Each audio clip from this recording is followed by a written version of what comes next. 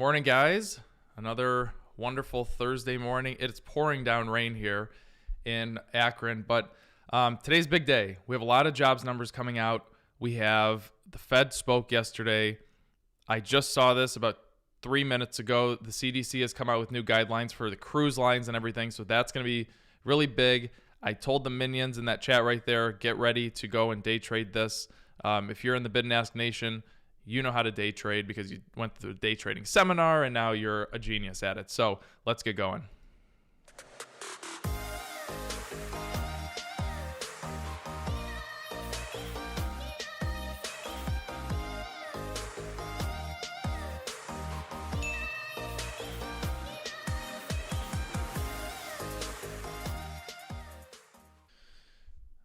All right, guys, let's do it. So first things first. Let's look at the cruise thing that just came out. So they said the CDC came out with guidelines that, where is that? Oh, I have the article right here. Nope. Article is right here. So the CDC has finally allowed cruising and sailing again. And they said that this will be happening in mid-July under a new set of relaxed guidelines. I only had 3 minutes to look at this. I want to know what those relaxed guidelines are. I'm going to assume that it has to do something with capacity. I'm going to assume that it has to do something with being vaccinated. And I'm also going to assume it has to do with wearing a mask or something to this effect, even though you probably have to be vaccinated, which really doesn't make sense. But okay. I would really like to see the decision is a long time coming. Forced shutdown. The CDC refers, okay, that's all this and that. While the CDC must still approve the operator safety plan, the agency says it should only take 5 days for them to be reviewed. Cruise lines must also sign agreements with ports, but the CDC expects there to be an expedited process since the ports are... Okay. Basically, there's no guidelines out yet. Maybe in the next week. I'm interested to see what those are going to be. Regardless, it doesn't really matter as far as day trading goes. Guys, I did the day trading seminar. Seth, thank you for doing that. Good Lord. I did the day trading seminar last Friday, I believe it was. Let's see. So right now, Norwegian is up nearly 5%. CCL is up nearly 4%. Royal Caribbean is up nearly 4%. So guys, get in there if you do know how to day trade and go and day trade these. Now remember, just because we're getting this big gap up right now, let's go to a 15-minute chart. And I'll just give you guys a little sneak peek. Let's go to CCL because it's my favorite cruise line. You had this big movement overnight. Well, I guess you've had this big movement in the last 17 minutes or whatever. So you could very well stay in this trading range today. Doesn't mean that it's going to keep going higher, but typically when you do see the cruises get going in the morning, they do have something. They do have some movement during the day. So. Yeah, guys, smash the like button, and then let's get going to our next thing. So let's start with jobless claims. Jobless claims came out this morning at 8:30, and again, we had another record. I mean, they expected 540,000 jobless claims this week, and last week it was higher, but they just upwardly revised that number. So there were 566,000 jobless claims last week. So the way I look at it as we set a new record this week with 553,000 jobless claims. Continuing claims stayed high, but the good news is we've stayed under that 600,000 number for the, what is this, third straight week it says? Yeah, third straight week. I do not think that we're going to start getting crazy jumps in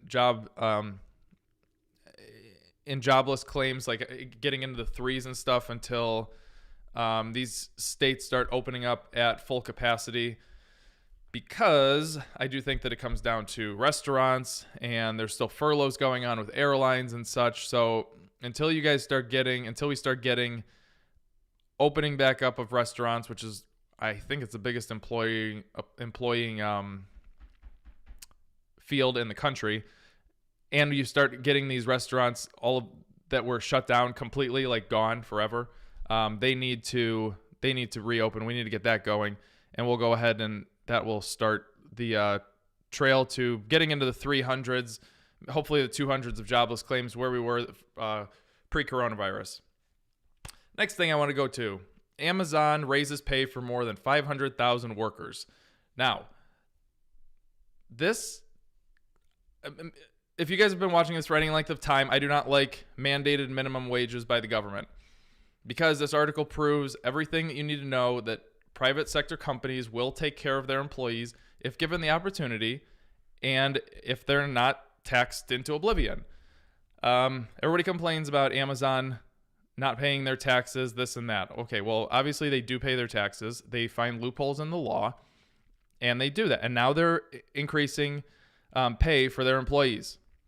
They already pay their new hires $15 an hour, and now they're increasing between 50 cents and $3 an hour as a starting salary, and that's starting next month. Alone in 2020, they hired 500,000 new people.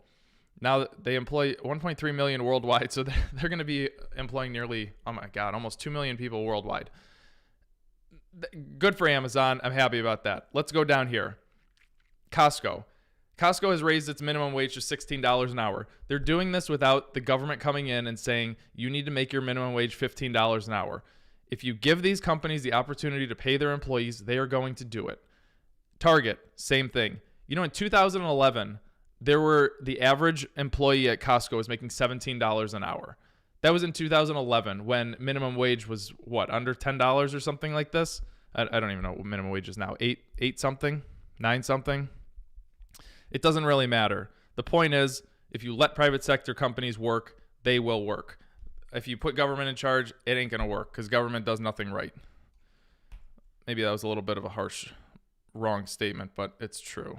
Let's go to the Fed. So this is a funny article. I even had to write things down about this. Let me pull out my notebook. Okay.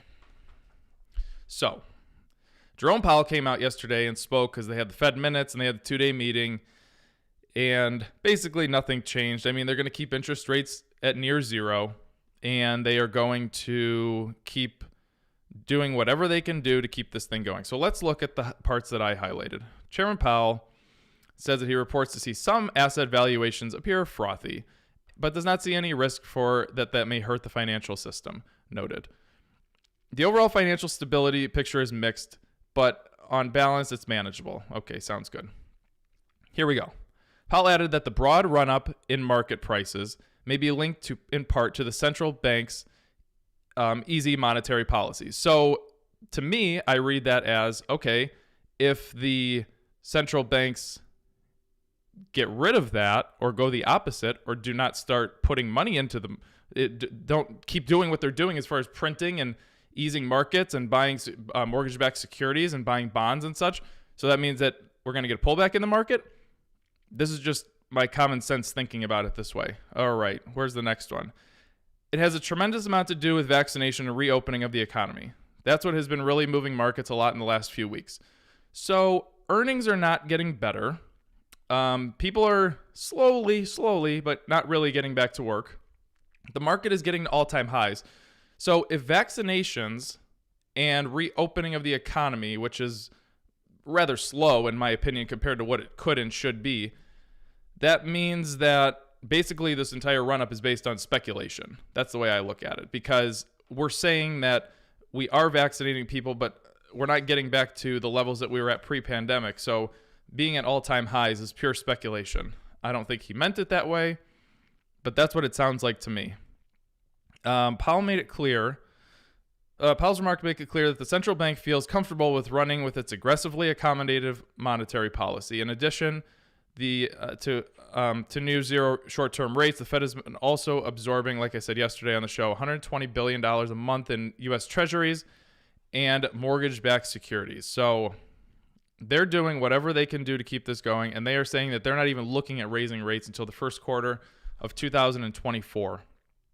Basically, what this entire article says to me is that we are just artificially keeping everything going, and we can just artificially be keeping it going forever, and that's basically what I got from this article, so we Gucci.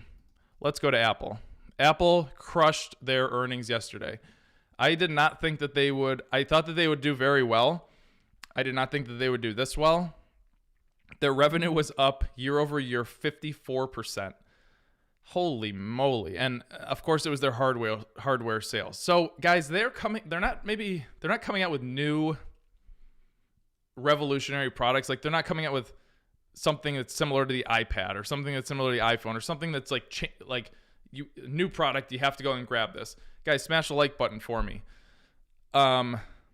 Seth wants you to smash it from the barber's chair. But they're coming out with new products that the new iPad is incredible. They came out with that 24-inch iMac display. They're coming out with all these new things that they make me want to go buy them. I'm ordering that new iPad tomorrow. So their revenue, look at this revenue jump, $77.3 billion. That was their expected, to almost $90 billion. iPhone crushed it. iPad surprisingly crushed it. iMac really crushed it. So Apple's doing very well for itself. I do think everybody talks about this super cycle that's going to be happening. I don't think that the iPhone 12 was the super cycle. I think that the iPhone 13 is going to be the super cycle. And you look at it saying the iPhone 12 was the first iPhone to offer the 5G cellular. Now that's great, but it goes back to what I was saying yesterday. You have to have the companies that are giving you the 5G. So, what's the Verizon, AT&T, Sprint, T-Mobile. If they don't have, I think Verizon has 33 cities with 5G. I mean, if they don't have the 5G to offer it, then what's the allure to buying the iPhone with 5G? So I do think that that's very good for Apple. They are going to, I think that they're going to do very well with iPhone 13 and 14, just because companies will actually have 5G to offer, real 5G to offer, not this 5G that it's out now that I don't think is real 5G. In our opinion, current high levels of iPad and Mac demand are unlikely to be sustainable. I do agree with that. I mean, you can keep your iPad for a very long time. So that is great. All right, let's go to the next thing. The Robinhood story. I just thought this was pretty funny because, let's see here. Robinhood is having customer service problems. Aw, that's so sad. I feel bad for these people. So, wait till you see this story. So there have been customers that have been locked out of their accounts for more than a month. Could you imagine not being able to access your brokerage account for more than a month? Excuse me, on Robinhood or frankly any platform. The customer service issues are especially problematic because Robinhood plans to sell its chunk of its shares in the IPO to its users. Oh my goodness, this is really something. Let's see here. Yeah, this is really something with Robinhood. Who said this? Mr. Mesa. I don't know who Mr. Mesa is. Alex Mesa. Robinhood is investing in customer service. Well, it's probably a good idea that you do that as you're a brokerage house managing probably billions of dollars of people's money. Maybe you'd want to have some good customer service. If overnight you increase the volume 350%, there are not enough humans to deliver on fixing accounts. Okay, this is a very good one. There's a guy, he's a mental health professional, Mr. Place, mental health therapist in Lake Orion, Michigan, was notified February 4th that his account was frozen following weeks back and forth with Robinhood. Some bank transfers went awry. This guy ended up losing sleep and needing professional help because he couldn't access his money. This is one of the greatest stories I've ever seen. Poor guy. Well, first things first, don't invest using Robinhood and don't invest using Webull or any of those other nonsense things. That name Webull couldn't be more accurate as bull. But yeah, that is that. So of course, guys, we had all of these earnings come out yesterday. Apple, Qualcomm reported, Facebook reported, I think Boeing reported. So guys, just be very aware about what companies are reporting for you. And sometimes you're going to get, if you stay in them, sometimes you're going to get lucky. If you don't stay in them, you're going to get burned. So what's reporting today? We have Amazon after the bell, Neo after the bell. I didn't know that was still a company. Twitter, Nokia reported this morning. Oh, Nokia's up 15%. That's pretty sweet. This happens with Nokia every single report. They're the big 5G company, this and that. All of a sudden, they report something terrible, stock tanks 15%. They report something good, stock goes up 15%. This is just what Nokia does. So if you're in Nokia and you made money, if I'm you, I'm exiting the position and taking my profits off the table.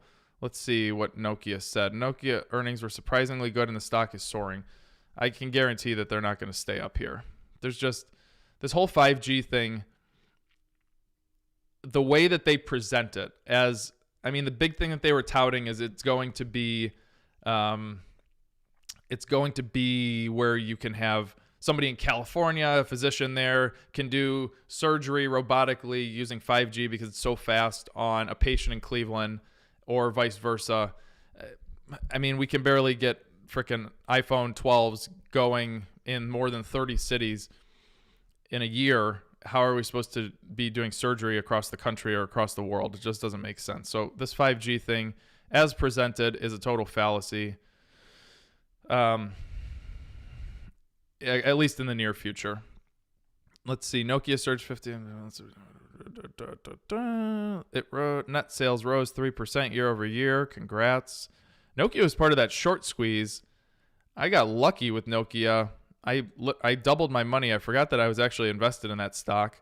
And back a couple of months ago, Don came into my office when all of that was happening and told me, have you seen Nokia? I was like, I'm pretty sure I own Nokia because my father, I don't know if he's watching right now, but he's the one that told me to buy it. And yikes. Discovery dropped a lot on earnings. Excellent. I love to hear that. Let's see. Okay. Paul, are you in here? Is Paul in this chat right now? At Paul. No, I don't know what he's doing. All right, so let's see. I got super lucky with Qualcomm. Yeah, I mean, that's basically getting lucky. And 5G is basically Theranos. Well said. I wanted to look at this with you guys this morning. The yields. So, guys, the 3-month Treasury yield, if you're new and you don't know what these are, what you know is that if you loan the government money and you buy a 3-month Treasury, the idea is that they're going to pay you basically for the loan. And right now, actually, let's go back to 2018. If you lent your money to the government in 2018, they were going to give you back, let's say 1.5%. And you could see it got up here to the 1 point. Oh man, it almost got to, did it get to the 2s? Yeah, basically. Okay, so it got to 2% back in the day. So if you'd put your money into 90-day treasuries, just let it sit there. Instead of sitting in cash, you can do it this way. Very, very safe. The only way that you're going to really technically lose money is if the government goes bankrupt, which doesn't matter. Now, let's come to 2021. Remember, that was 2%. If you do it now, they are going to give you 0.01%. You are literally on the cusp of you putting your money, loaning your money to the government, and they are going to charge you for loaning them money. This is almost negative. We did go negative in 2020 at some point, and we are on the cusp of going negative again. That is how bad the Treasury yield rates are right now. Yeah, I mean, we are literally on the cusp of going negative. I wonder when it went negative in 2020. I guess it really doesn't matter, but let's see, 3-month. Look at this 3-month. It was in January of 2020. It was 1.5%, and by let's see here. I mean, look at. I thought I saw a 0 in here somewhere. Oh yeah, right here. By March. Oh, this is right around coronavirus. You were giving money to the government to take your money. Just incredible. So I just want to show you guys that. Look, let's see what's out there. Microvision. I know there's a lot of people in Microvision.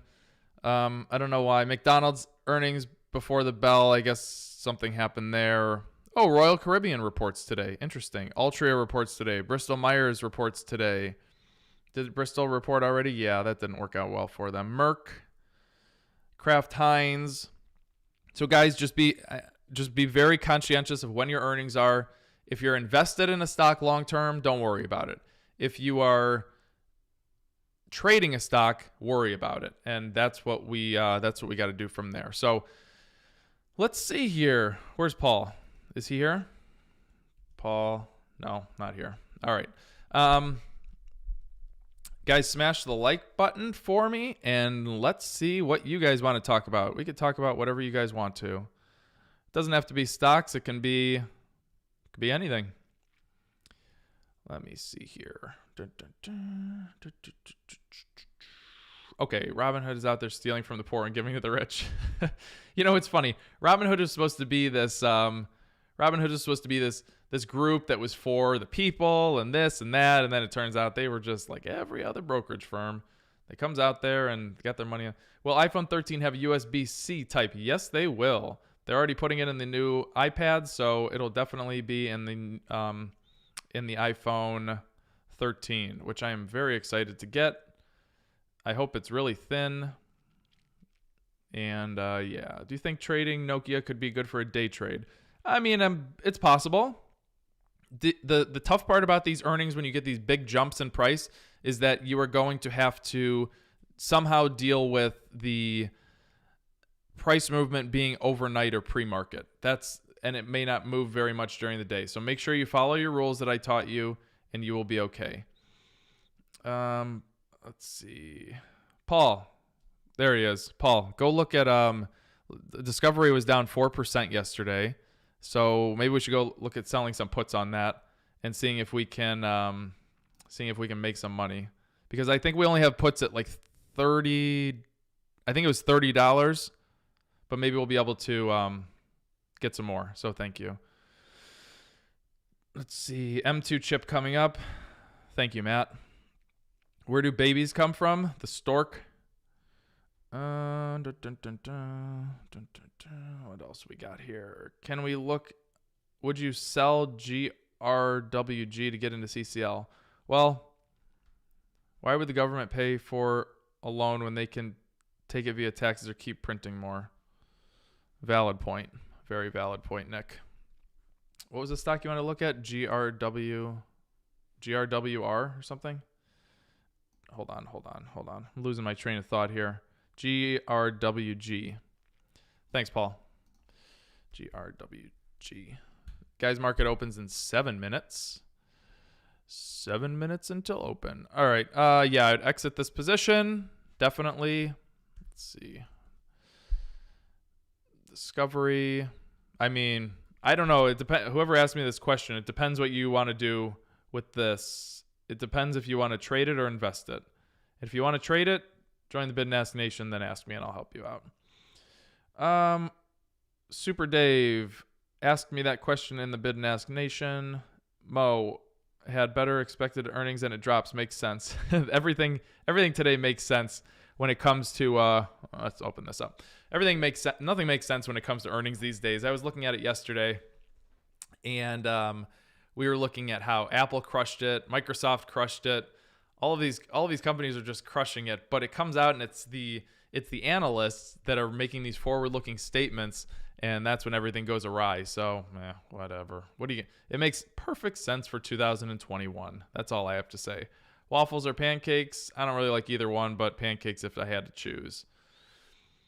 Hovering up price for, I don't know what that means. Want to take a look at Fate? I don't know if that's a joke or not. Greetings from Spain. Thoughts on Viacom? Viacom is a very interesting company. We made a video on Viacom and Discovery back last week. I think it was published. Maybe I don't know if it's been published already yet, but let's see. May 21st, $30, paying 13 cents a share. Oh my God. All right. It's 21 days from now. Nice teeth, Mo. Thanks. I got my Invisalign off yesterday. I'm so pumped. 6.9 is not bad. I guess I wish that was better, but also we talked about just writing for We generate income, and we do want to own the stocks at those prices. So maybe we'll do something with that. Maybe that number will change at the open too.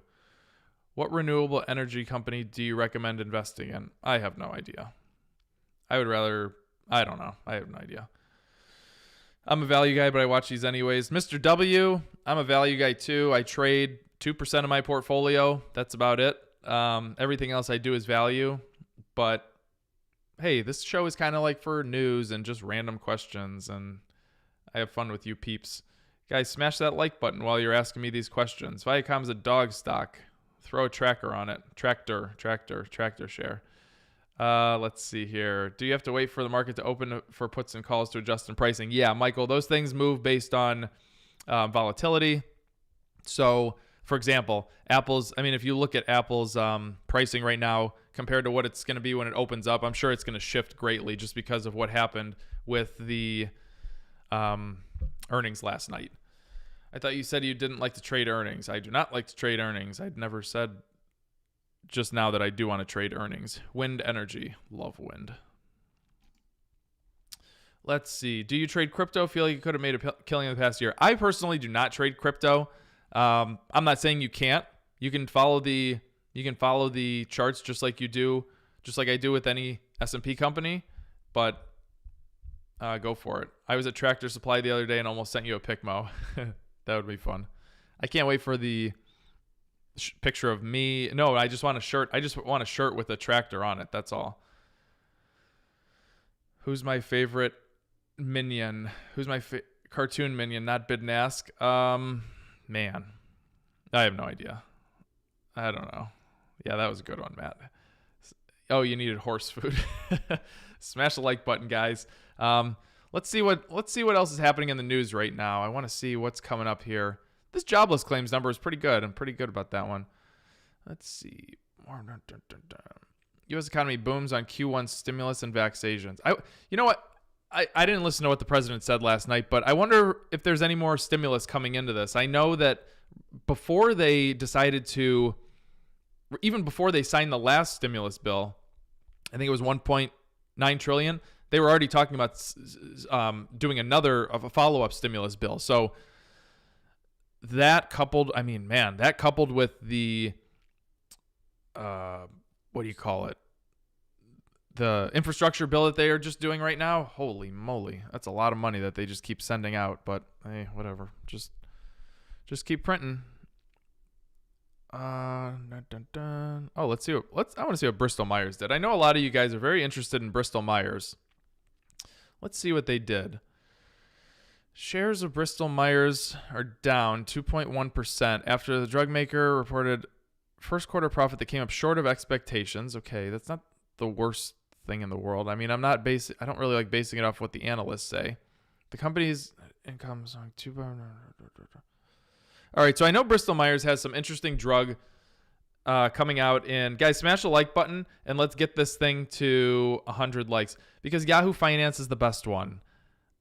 Until we get Everything Money being a news website, Yahoo Finance is the gold standard, and MarketWatch is not, and YCharts is not. Those are good for other things. Republicans won't go for another stimulus. Well, Larry, I hate to break it to you, but the Democrats control all three branches, so really not in the Republicans' favor right now. Biden wants to continue huge child tax credits through 2025. That's a good idea. More impressed earnings was Tesla down 2%.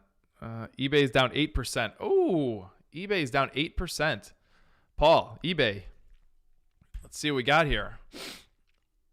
Oh, man. Okay, it's down 8%, but still $57 a share. I think our play on that was between 40 and 35 or 40 and 30, somewhere in that range. Seeking Alpha has better news. Seeking Alpha has better news, but it's a lot of opinion. Trey, yes. eBay 57. Let's hope it goes below 50. I would love to get. Yeah, Spicer's been all over that. I would really like to get eBay down to like 35. Man, $35 would be wonderful. Thoughts on Thermo Fisher? What's my favorite FANG stock? Apple. And that answer comes from strictly product information. Product. I don't know about the company. Oh, that was a good one, Matt. All right. Let's see. What do I want to look at? Thermo Fisher. Let me see. TMO. Let's see what TMO is doing. TMO like Timo. All right.